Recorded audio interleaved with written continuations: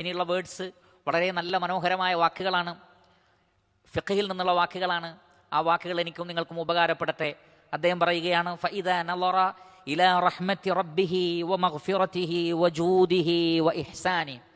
അള്ളാഹുവിൻ്റെ മഗ്ഫിറത്ത്, അവൻ്റെ റഹ്മത്ത്, അവൻ്റെ ഔദാര്യം, അവൻ്റെ ഇഹ്സാൻ, അവൻ്റെ നന്മ അത് ലഭിക്കുമെന്ന് തോന്നുന്ന ഏതെങ്കിലും ഒരു പ്രവൃത്തി കണ്ടാൽ അഹ്ദസ ലഹു ദാലിക റജാഉ വറഗ്ബ, ആ ഒരു പ്രതീക്ഷയും ആഗ്രഹം ഉണ്ടാവണം. എന്നിട്ട് ആ അമൽ എന്ത് ചെയ്യണം? വാരിപ്പുണരണം. ഫസ്തബിഖുൽ ഖൈറാത്ത്, പുണ്യങ്ങളിൽ മത്സരിച്ച് മുന്നേറൂ. റബ്ബിന്റെ റഹ്മത്ത് കിട്ടുമെന്ന് മനസ്സിലാക്കി കഴിഞ്ഞാൽ പിന്നെ വേറെ ആരെയും കാത്തു നിൽക്കരുത്, ആലോചിച്ച് നിൽക്കരുത്. എത്രയും പെട്ടെന്ന് അത് അമലാക്കണം, അത് സ്വായത്തമാക്കണം. റബ്ബിന്റെ റഹ്മത്ത് അറിയാതെ പ്രവർത്തിച്ചവരെ പോലും റബ്ബ് കാത്തിട്ടുണ്ട്.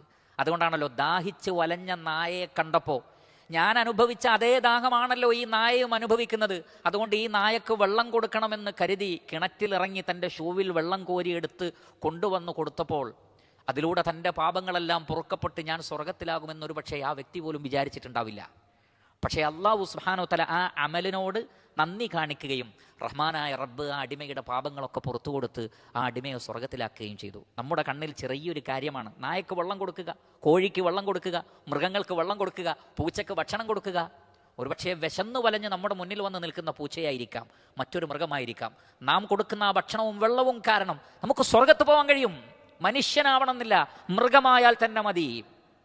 റബ്ബിന്റെ റഹ്മത്ത് ലഭിക്കാൻ സാധ്യതയുള്ള എത്ര ചെറിയ കാര്യങ്ങളെയും അവഗണിക്കാതിരിക്കുക.